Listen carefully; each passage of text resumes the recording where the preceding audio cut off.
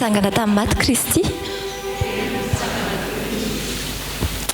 Andeha hiavana homanintsika eo amin'ny fidehana ny Fjkm fa 360 sy ny fa 730 437.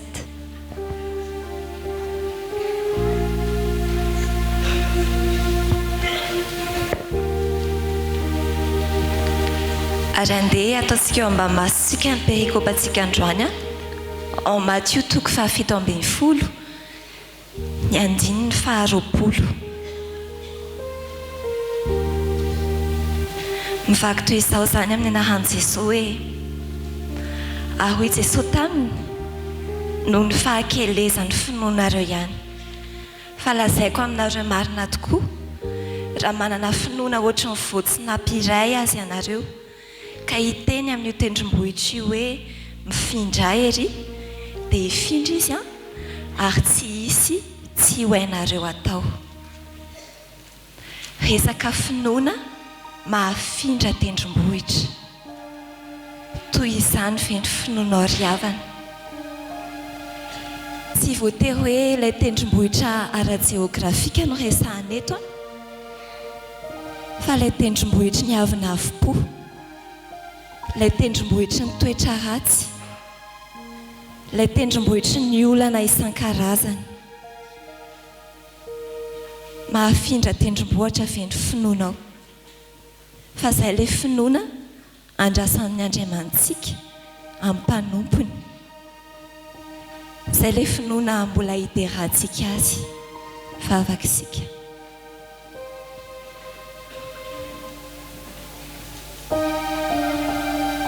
Jesosy Tompo, misaotra anao izahay ny amin'ny finoana izay nomenao.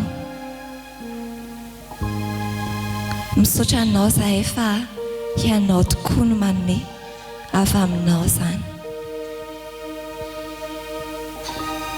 Mifono izany amin'izay tsy fahaizanay mikolokolo ny finoanay. Fa manomboka androany Tompo dia tahio izahay, tahio ny tsiraray andiny tena. Tahio ny tsiraray Tompo mba hanana antoka hoe manana finoana anao marina na dia toy ny voatsinapy aza. Tahio izahay hanana finoana mahafindra tendrombohitra. Dia izay tendrombohitra ny avina avopo, mahafindra izay tendrombohitra ny toetra ratsy, mahafindra izay tendrombohitra ny problème isan-karazany. Fantatrao fa mety mbola tsy tahaka izany ny finoanay. Fa ianao Jesosy, tokonay ianao, tomponay ianao, ianao ahatanteraka izany aminay. Ahafahanao Tompo hatanjao ny finoana ianao. Amen. Fjkm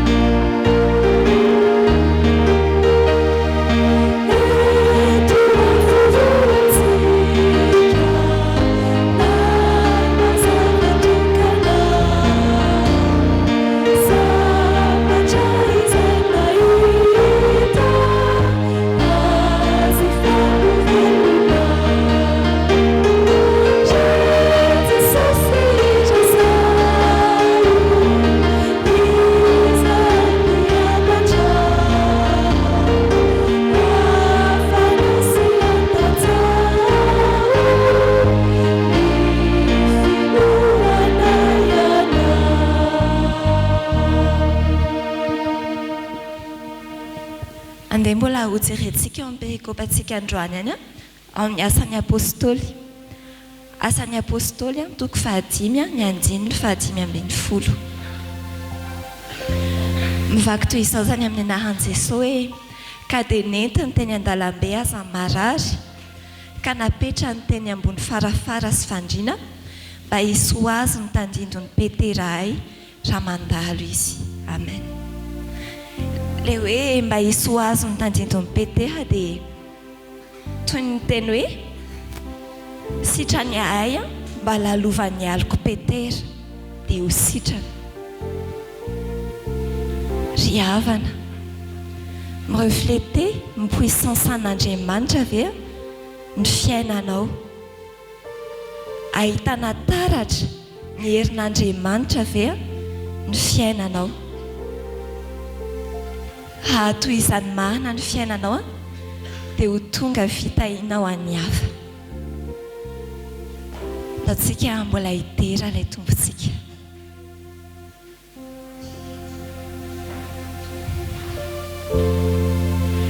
Jesosy Tompo, misaotra anao zany amin'ny ampahatsiahivanao an'Andriany tantarany Petera androany. Misaotra ny amin'ny reto na reto izay tena hoe nanao izay andalovan'ny aliko Petera eo aminy sitrany ahay mba ho sitrana. Fantatra tsara Tompo fa tsy ny aliko Petera na sitrana azy fa ny herinao Jesosy no niasa tamin'ny alalan'i Petera, niteranao zany amin'izany. Dia mangataka izay mitalao aminao mba ho tahaka amin'ny Petera koa izahay reto, ahitana taratra ny puissance anao ny fiainanay ka ho fitahiana ho an'ny hafa izahay. Io izay mba ho mpanambara ilay teny fiainana avy aminao, teny manasitrana ny marary, manasitrana izay rofo rehetra, teny mandroaka ny démonie. Io izay Tompo mba ho tahaka izany, hitataratra eo amin'ny fiainanay ny herinao. Dia ianao ilay Kristy Tomponay, anampy anay, anompo tsara anao. Ianao hamonjy anay amin'izay tsy finoana Tompo. Ianao hanampy anay ahatanteraka izay sitraponao. Amen. Jesus Christi Tompo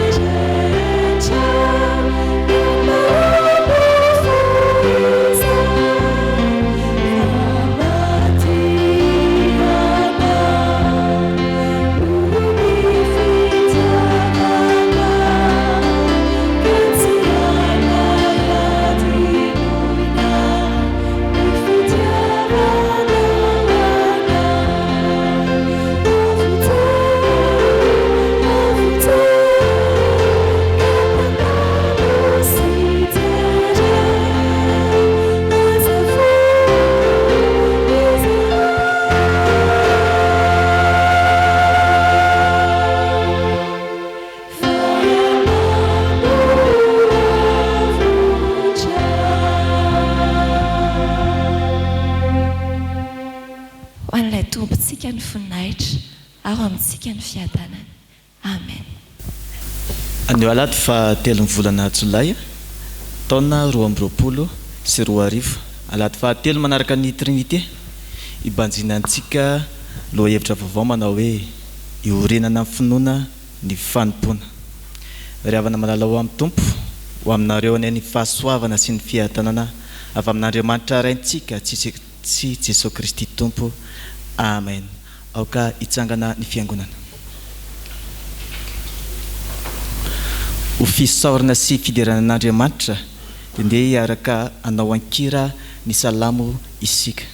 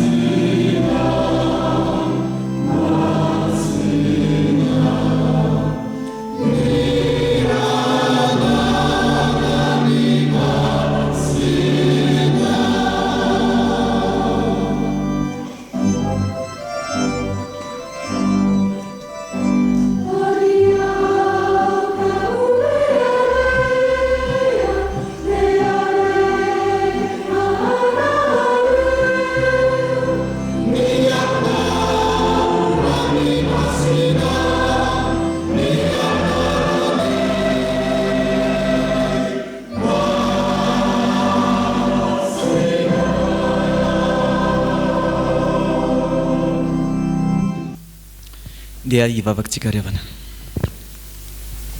Andriamanitra rainay amin'ny alalan'i Jesosy Kristy Tompo. Andriamanitra ny famonjena isaoranay ianao ahafahanay manitsaka ity volana Jolay ity.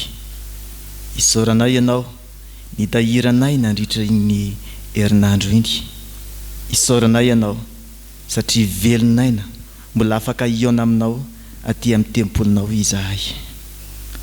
Fantatray Tompo fa tsy azo boboka no enteranay, fa Andriamanitra mahery, Andriamanitra ilay tompo ny tantara, Andriamanitra tsy toa, Andriamanitra avo indrindra. Mendrika loatra raha omenanao ny haja, ny tera, ny voninahitra, mandrakizay ny izany. Tompo, mangataka ny fanatrehanao ao anatin'izao Fanompoam-Pivavahana izao izahay, ho antitra ankasitrahanao any izany, ary tsy ho verimaina izahay izay mitady ny tavanao ankehitriny. Amin'ny anaranao Jesosy no anaovana ny vavaka. Amen.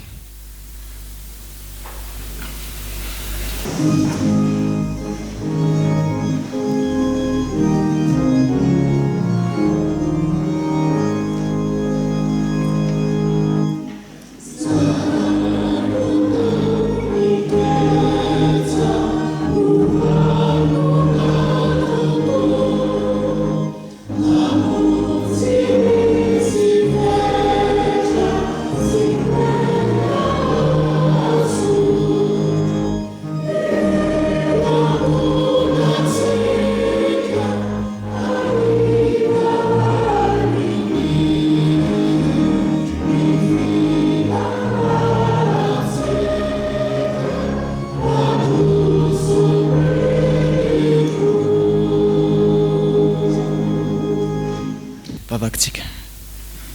Jesosy tomponay, faly izay fa mbola omenao fotoana isitrahana ny teninao. Mitenena ankehitriny fa vonin-kiainanao izahay amin'ny anaranao Jesosy. Amen. Dia mbola faly miaraba antsika indray ankizy tanora amin'ny anaran'i Jesosy Kristy zokontsika. Dia ny ao amin'ny mpanjaka faharoa toko fahaenina na andininy fahaenina no angalantsika ny fampianarana. Bora tatidy kely io toko fahaenina andininy fahaenina mpanjaka faharoa.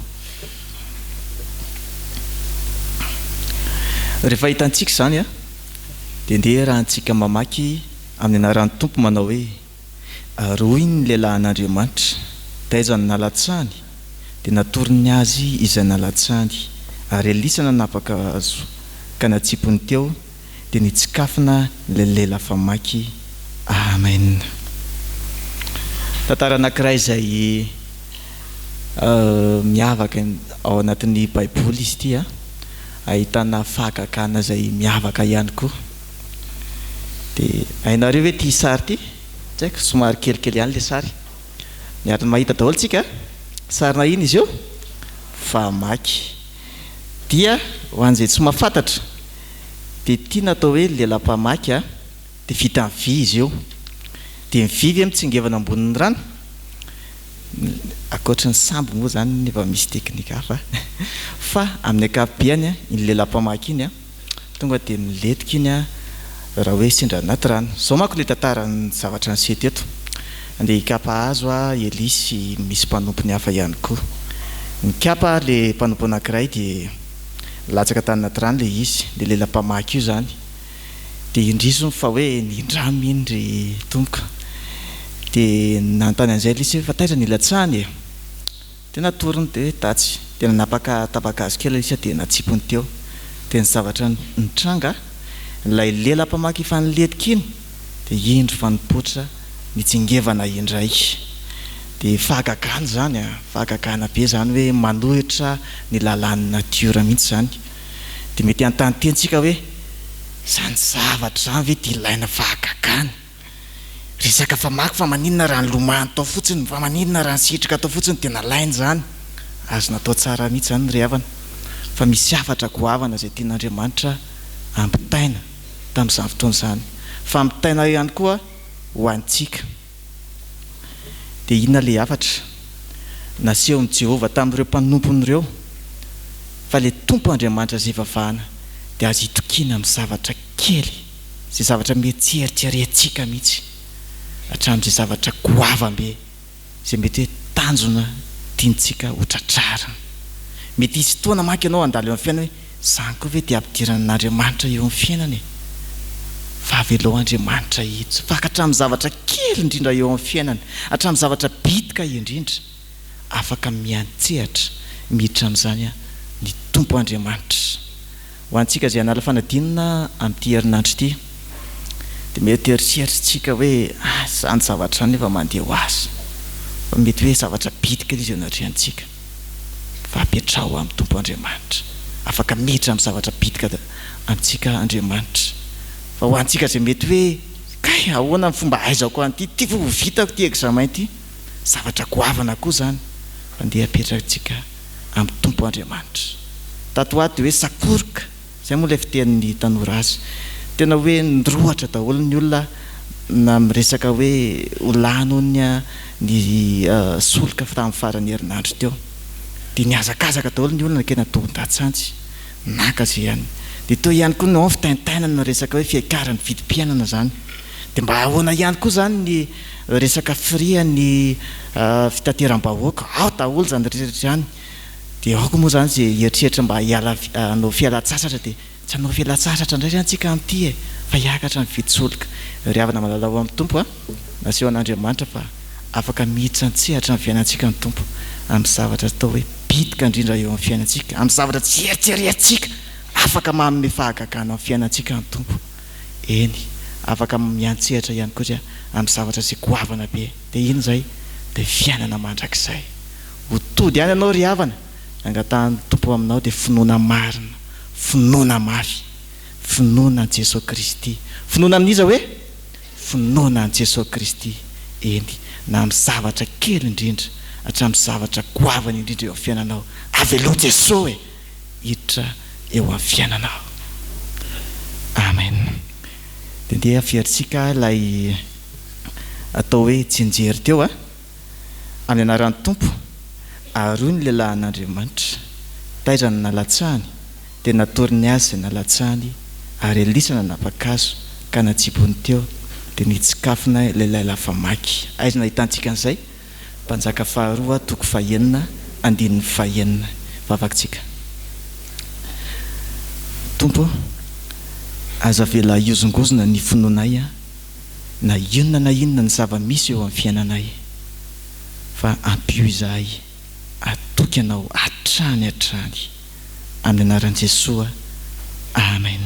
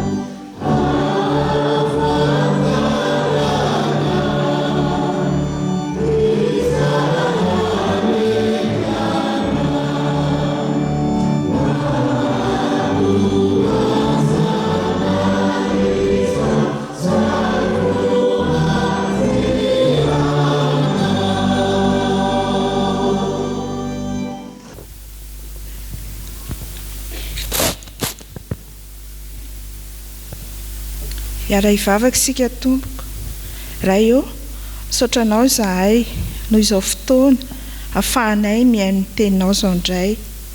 Mangataka anao fanahy-masina amenao anay tsirairay mba tsy handiso izahay mamaky ny teny sy ny hitondra ny hafatrao dia hanambara ny sitraponao, ary ny mpiaino mba ho tanolona ka movo tsara eo amin'ny fiainana izany teninao izany. Iorenanay amin'ny finoana ny fanomponanao, amin'ny anaran'i Jesosy. Amen. Iaraka mamaky sy hiain'ny soratra masina isika ao amin'ny fanekena taloha, bokin'ny mpanjaka faharoa toko fahaenina andimy voalohany ka hatramin'ny fahafito. Rehefa hita dia vakiana amin'ny anaran'ny tompo.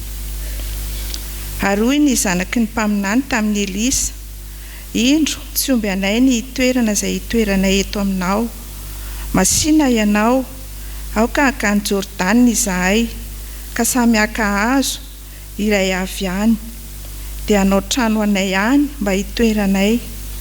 Aroy izy, mandehana ary ianareo, fa hoy ny anankiray, masina ianao aoka mba hiaraka amin'ny mpanomponao any koa ianao. Ary izy namaly hoe andeha ihany aho ka dia niaraka taminy izy. Ary no tonga tany Jordana ireo dia nikapa hazo, fa noho ny nikapa hazo ny anankiray dia latsaka tany anaty rano ny lehilahy famaky, ka dia nitaraina hoe izy, indrisy tompoko, nindramina iny. Ary hoy ny lehilahy n'Andriamanitra, taizany nahalatsahany dia natorony azy ilay nahalatsahany. Ary Elisa nanapaka hazo ka natsipiny teo dia nitsikafona ilay lehilahy famaky. Ary hoy izy, indro raisinao izy, dia narosiny ny tanany ka noraisiny.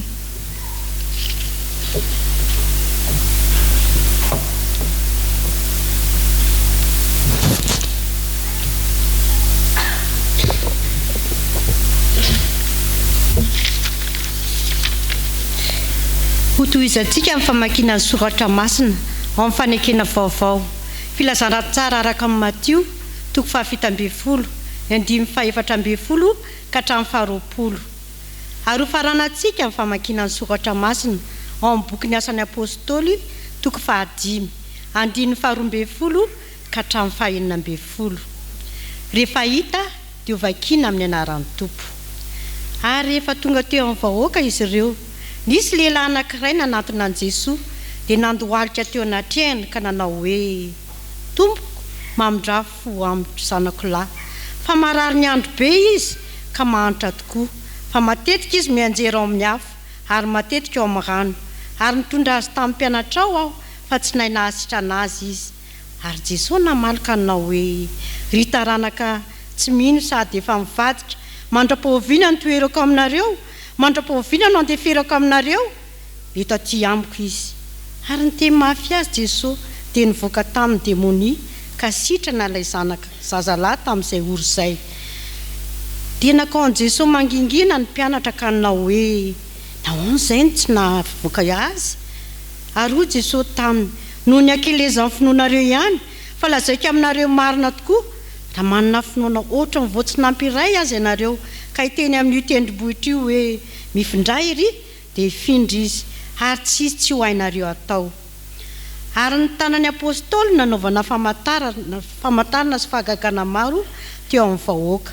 Ary izy rehetra niray saina teo amin'ny fialofan'i Solomona, ary tsy nisy tamin'ny olona sisa rehetra sa niray taminy, nefa nankalaza azy ny vahoaka.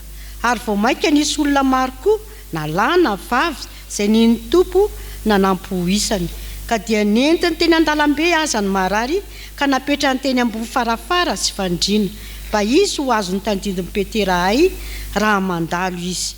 Ary ny olona maro avy tamin'ny vohitra manodidina ny Jerosalema dia nivory koa, nitondra marary izay namposi izay nampahorian'ny fanahy maloto, dia sitrana avokoa izy rehetra.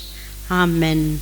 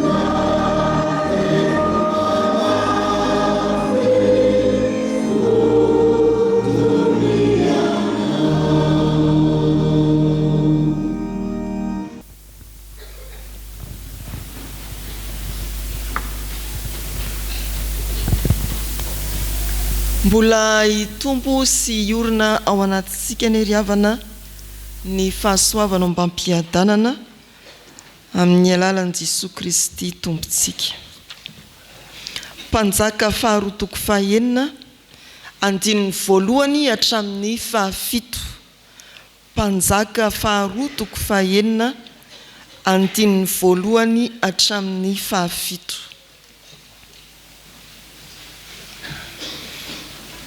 Araka ny fitariany nataon'ny mpiara-miasa teo dia tantara miavaka anehoan'Andriamanitra ny heriny mahagaga ity tantaran'ny famaky voalaza ato amin'ny soratra masina ity.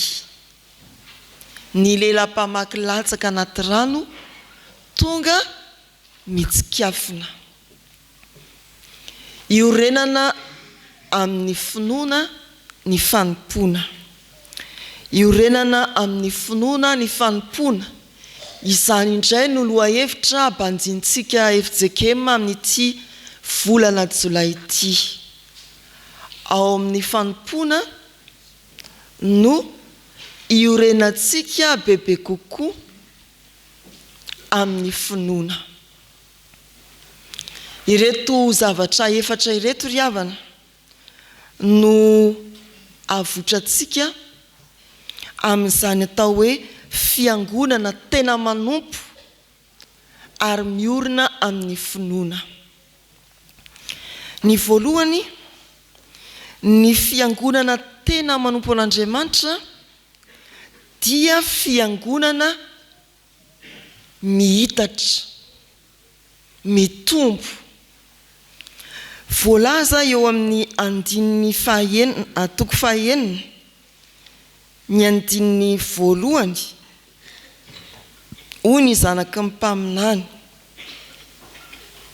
indro tsy omby anay ny toerana izay toeranay eto aminao. Fanapahan-keviny nangatahany Jodrano tamin'ny Elisa mpaminany dia ny hoe: ndeha izahay hanorina trano any Jordana. Tsy antonona intsony ny toerana iarahanay mitoetra aminao. Lasa Eli nandimby Elisa ary teo amin'ny fandraisan'i Elisa ny raharahany indrindra dia nahatsiaro ireo zanaky ny mpaminany izay azo tondrona hoe ny zanaky ny fiangonana, fa tsy antonona azy intsony ny toerana. Dia tsy hoe sisisika eo ihany izy na hifaneritery eo na napakevitra ny hoe ndeha hanitatra. Hialeto izahay hankany Jordana hanorina hafa mba hitoeranay. Fiangonana tena manompo ry havana dia fiangonana mihitatra sy mitombo, ary tsy variana na tseriny ao anatiny amin'izay hamarona, fa tsy maintsy mieritreritra hoe aiza koa ny mbola misy ahafahana mijoro, aiza koa ny mbola misy ahafahana manompo an'Andriamanitra. Ry havana malala rehetra ao amin'ny tompo, indraindray ny fiangonana dia faly hidy ao an-tranony ao. Any an-toeran-kafa hifampitadiavana izay ho tompona andraikitra, ho vidiana amin'ny andraikitra toy izao na toy izao. Ao amin'ny fiangonana anankiray tena be dia be hifandrombahana ny atompona andraikitra, dia tonga miady eo: za zany tena tsy tafapetraka, tsy nahazo andraikitra zany. Ny fiangonana tena manompo dia fiangonana afaka mivoaka ny rindrina efatra, ary mitady izay hitombona sy hitarana bebe kokoa, ary izany dia mampiorina ny finoana riavana. Tamin'ny tantarany Lota sy Abrahama dia voalaza koa fa ny any tombo ny olona sy ny arenan'izy roa tonta dia nanapa-kevitra izy ireo tsy mety tsony fa ndao hisaraka sika, dia samia mipetraka any amin'ny faritra izay hipetrahany avy, andray mampitombo, ary izany riavana ny tena fiangonana,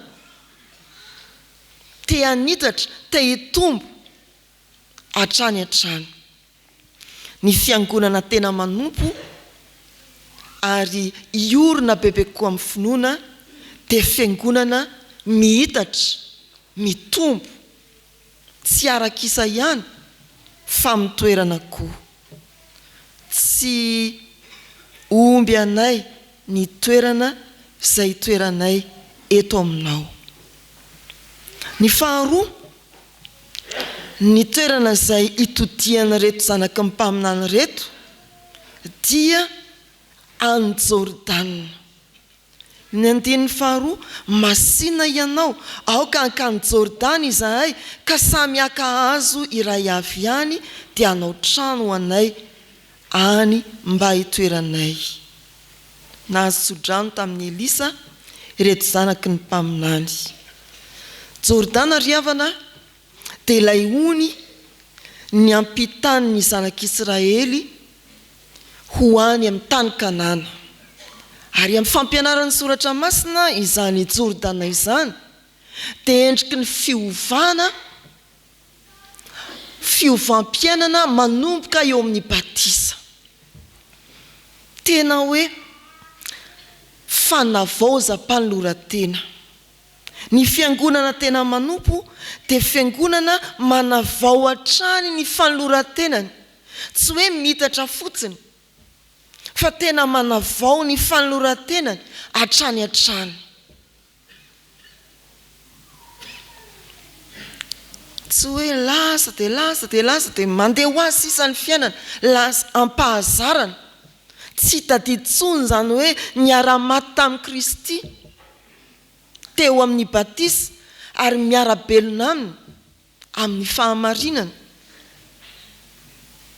ohatrany mandehandeha fotsiny ny fiainana, mivoaka sy miditra ny fiangonana. Fa ny fiangonana tena manompo, iorina tsara amin'ny finoana dia fiangonana izay manavao hatrany ny fanoloran-tenany. Hiverina ny Jordana izahay, hanorina trano any mba hitoeranay. Fiangonana tena miorina tsara amin'izay nanomboan'ny fiainana tao amin'i Jesosy Kristy. Izany ny fiangonana tena manompo.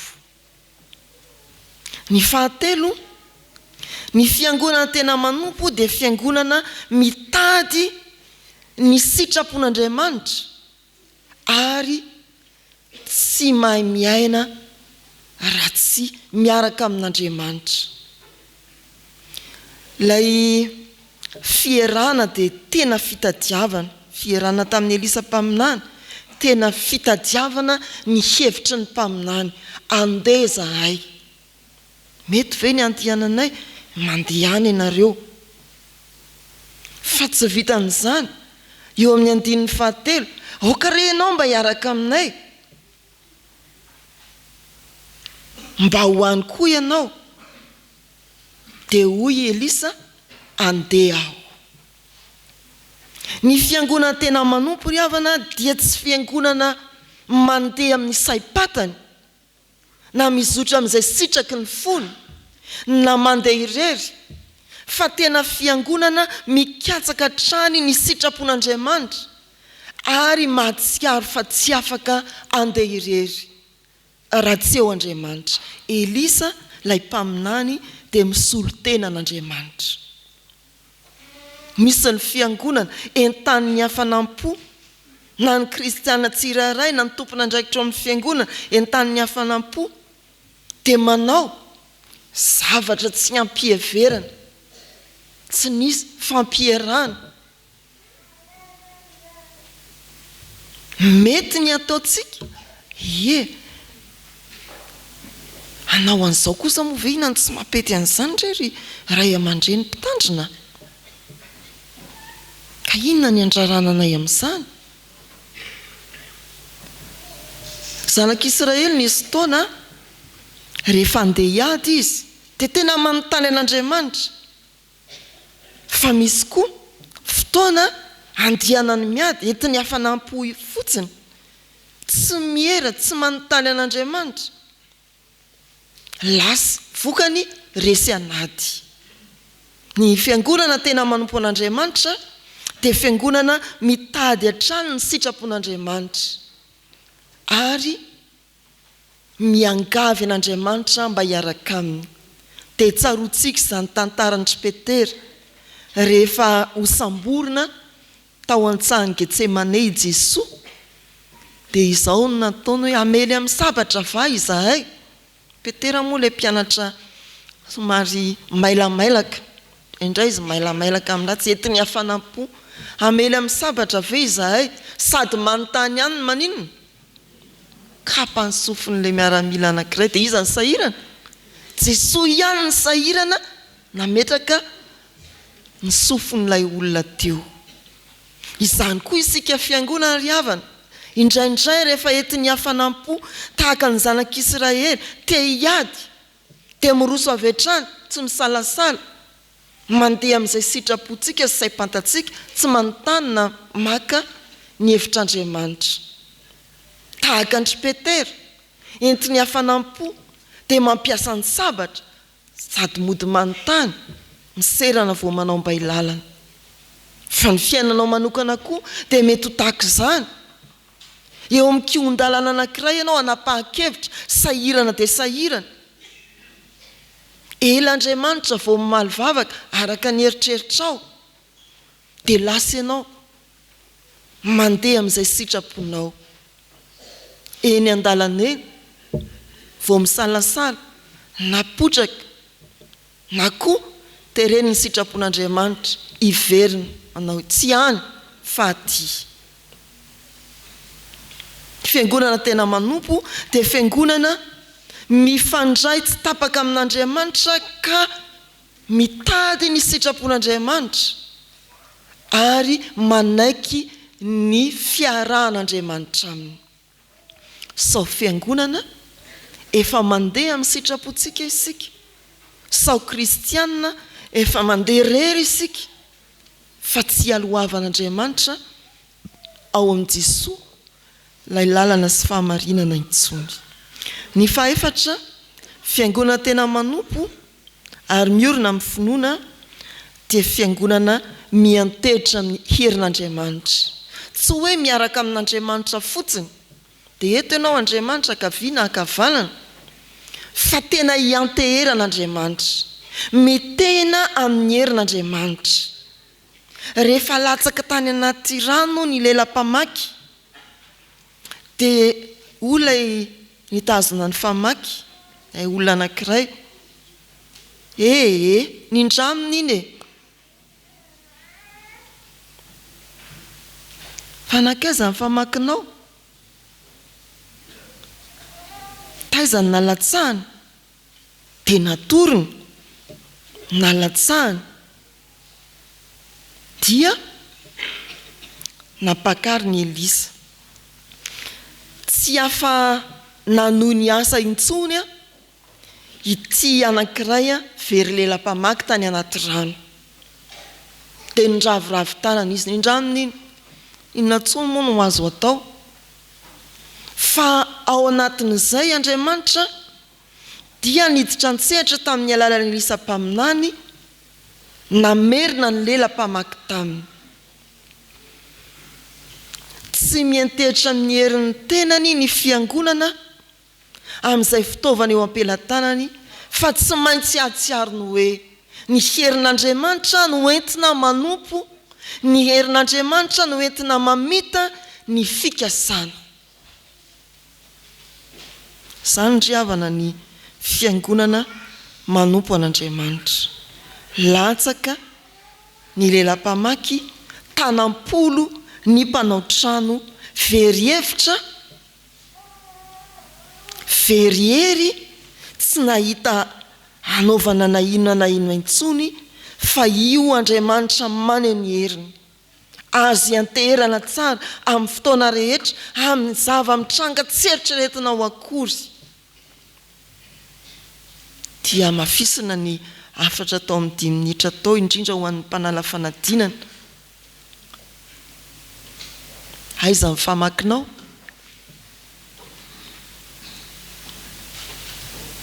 na makivaky taom-pianarana ianao na mpiasa penina ianao niondrika teo amin'ny boky sy ny kahe ianao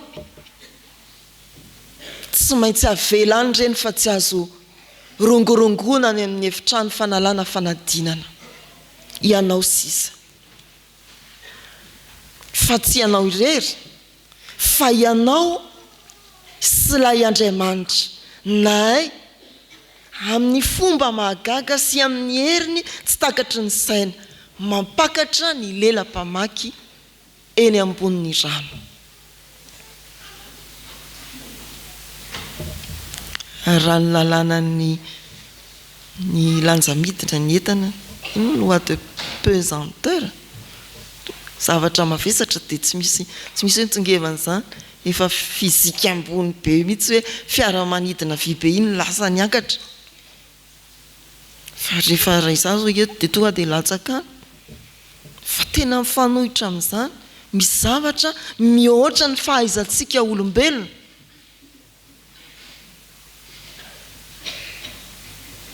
azon'Andriamanitra omenantsika raha miorina tsara amin'ny finoanosika tsy maintsy amela ny famakinao ianao ry zandry anala fanadinana ray aman-dreny miatrika ny fiainana mety tsy hitanao tsony ny lelam-pamaky hiasana tsy hitanao tsony izay fitaovana enti miatrika ny fiainana tanam-po ianao fa ao Andriamanitra miasa isika tsy miantehitra amin'ny hery-tenantsika na izay eo am-pelantanana raha kajy ny velomana amin'izao fotoan-tsarotra izao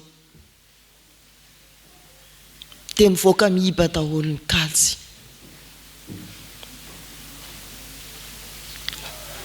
fa matiantoka ianao raha milaza fa fiangonana tena manompo kanefa tsy antehitra amin'ny herin'Andriamanitra tsisy ampiavaka atsika amin'ny zanak'izao tontolo izao ve indro Andriamanitra no famonjenantsika matoki aza matahotra iorina amin'ny finoana isika satria fiangonana tena manompo vonina hihitatra vonina hiverina amin'ny fanoloran-tena hanavao fanoloran-tena hatrany hatrany hitady ny sitrapon'Andriamanitra sy anaiky ny hiara-dalana amin'Andriamanitra ary indrindra hiantehitra amin'ny herin'Andriamanitra Jesosy na vita ny asa nanirahana azy tety dia tadidio fa ny afara tamin'ny tanampolo teo amin'ny azo fijaliana kanefa nahatanteraka famonjena ho an'izao tontolo izao izany no Jesosy atononao ankehitriny raha mety ianao ao reny tsara ny finoana mba ho fiangonana vonina hitombo amin'ny fanompoana isika tsirairay avy amen.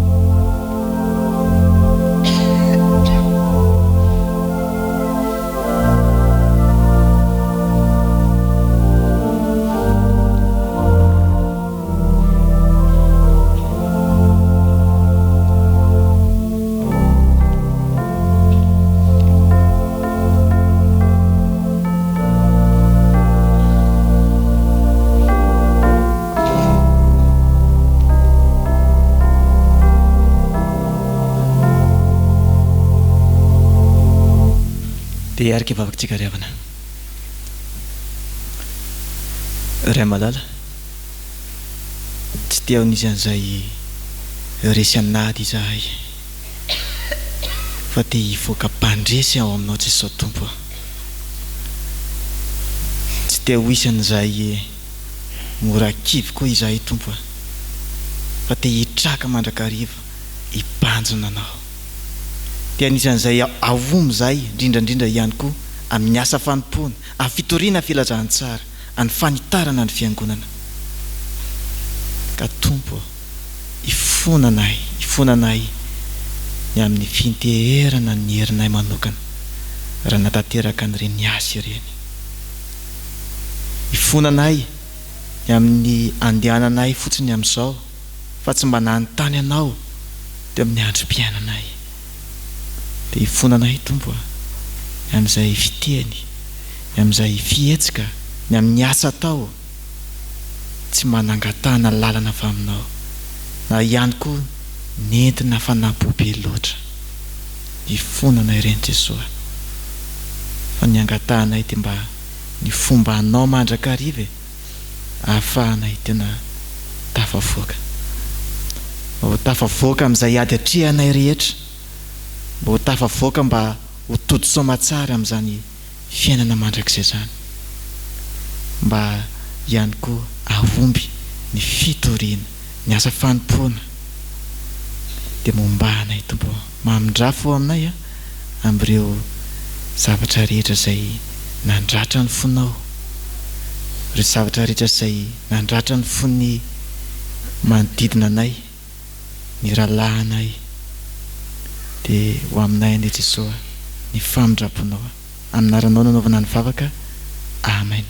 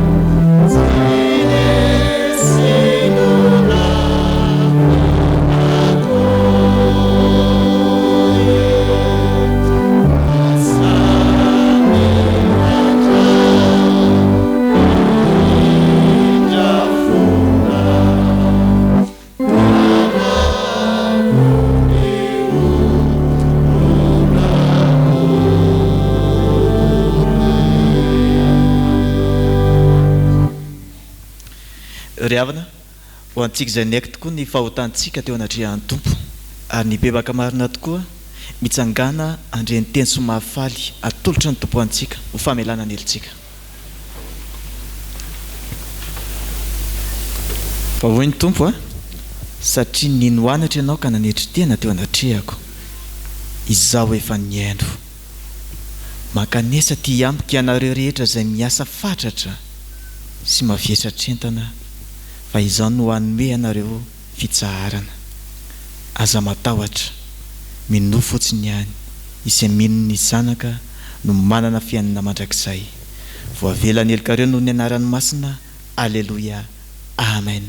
Mitera ary misora i tompo.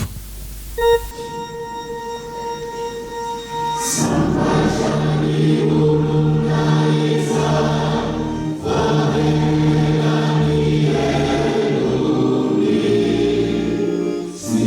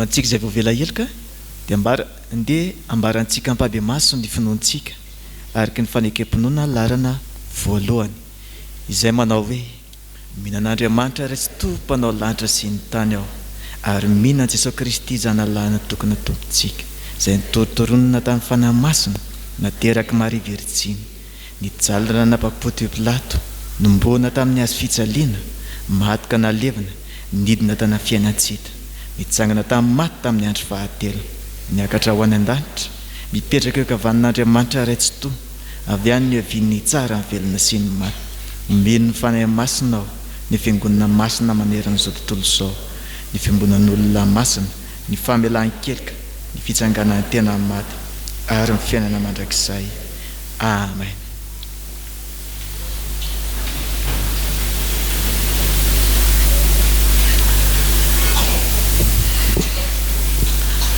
Tonga ny fotoana izay anaovantsika ny vavaka fangatantsika ry havana dia araka izay efa mahazatra antsika ihany koa ho an'ireo izay zandry zanaka analan'ny fanadinana amin'ity herinandro ity dia mamangataka anareo nampitoerana eny hitsangana fa hitondra mbavaka anareo ny fiangonana ho an'izay anala fanadinana BEPC zany miresaka eto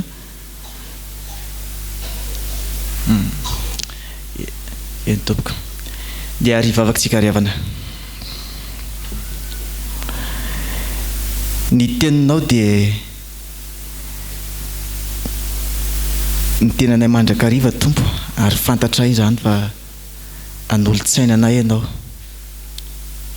ary ny teninao ihany koa nefa nanambara fa omba anay amin'izay rehetra alehanay ray eo tanterao amin'ireto zanakay izay mitsangana reto izany teninao zany eny ho an'ireo havanay izay tsy afaka nanatrika eto ihany koa dia ianao mba hitsinjo azy manokany hijery azy ireny ao ny atsika izay mamely ianao Jesosy mba hitondra ny hafanana hiary ireo zanakay ireo ianao Jesosy na mivoaka na miditra ny trano izay niaviana izy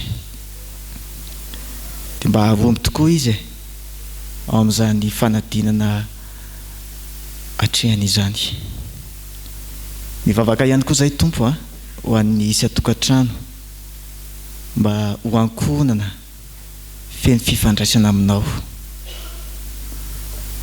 mba ho ankonana tena tia manompo anao amin'ny fonay rehetra ny herinay rehetra fanahinay rehetra izay aty anatinay rehetra tompo ary mivavaka izay mba hanananay zanaka endry sy manoa anao mivavaka izay tompo mba tsy ho levina noho ny karazana tafio-drivotra izay misy eo amin'ny fiainana ny finoanay fa mba azony izay Jesosy fa araka ny tenao movy efa ho avy aho ahita finoana dia ianao ihany ho hifikiranay hiazona ny finoanay fa mangataka izay tompo fo feno finoana marina no angatanay aminao fa tsy finoana velambelany fotsiny ihany finoana mitondra famonjena mivavaka izay mba omenao hery sy tanjaka entina makivaky ity herinandro vaovao ity ihany koa mivavaka izay tompo ho an'ireo izay tsy mba manan-kialofana amin'izao andro rerenina izay tena mangatsika izao dia anetsika ny fonay ianao ho an'izay afaka manatateraka ny asa sosialy isan-karazany mba hitsinjo ireny olona izay ao anatin'ny fahasairany an'ireny ianao Jesosy Kristy tompo mba hijery ny fiangonana ihany koa izay ao anatin'ny fahasairana amin'izao tompo nanome ohatra ianao tao anatin'ny testamenta taloha teo fa na dia lehilahy-pamaky aza tompo a afaka mitsingevana ambonin'ny rano. Inonay fa Andriamanitra mahay ny zavatra rehetra ianao a. Inonay fa Andriamanitra mahery ianao a. Inonay fa Andriamanitra tsy toy ianao ka indro entina eo anatrehanao tompo a. Ireo zay hoe sahirana amin'izao vanim-potoana zao. Ao ireo marary, ao ireo zay tsy ampy ara-bola, ao ireo zay mety hitambesarany trosa isan-karazany, ao ireo zay famatorany olana isan-karazany, ao ireo zay manana ny avany zanaka any andafin'ny rika any. Ianao Jesosy Kristy tompo, lay Andriamanitra mahery miasa amin'ny zavatra zay tsy takatry ny saina, amany olana ianao tompo a. Eny fa aza vela ihany koa nefa zay Jesosy a, hoe variana amin'izay mety olana eto ambonin'ny tany, fa tsy fonenanay eto fa fandalovana fotsiny ihany, fa mifantoy ihany koa zay hipanjana mandrakariva le fiainana mandrakizay. Dia mba ianoy Jesosy ankehitriny a ireo etaentanay tsirairay avy a ao anatin'ny favaka mangina.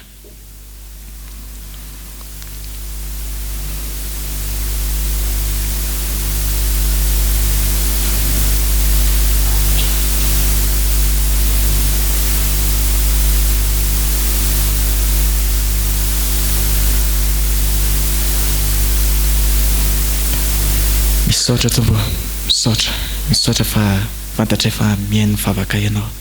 Ny vavaka izay nasandratra dia ataonay aminaranao Jesosy, ary akambanay amin'ilay vavaka izay fanampianaranao manao hoe rainay izay ny an-danitra, mamasiny ny anaranao, tongonay ny fanjakanao, ataonay sitraponao ny tia-tany taka ny an-danitra, meonay ny ny anasazanay, ary mamelany elikay taka namelany izay melika taminay, aza mitondra ny amin'ny fakapana fa manafahany aminao, manao fanjakana sy ny hery ary nyvoninahitra mandrakizay. Amen. Sambatra ny sofoko ira fevitra amin'ny telopolo amin'ny telonjato amin'ny voalohany ny ambony tsodrano fahapo ao amin'ny tsodrano.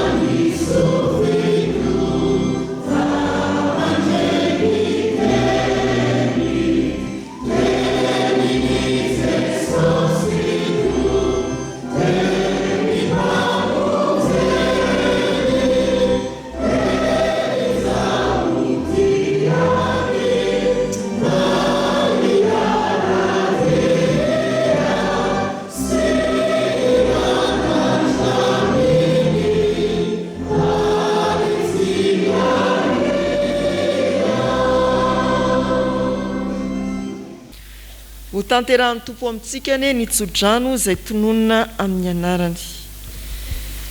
Fiadanana ane ho an'ny rahalahy ary fitiavana mba amin'ny finoana avy amin'Andriamanitra iray sy Jesosy Kristy tompontsika, ny fahasoavana ane ho an'izay rehetra tian'i Jesosy Kristy tompontsika amin'ny fitiavana tsy mety levona. Amen.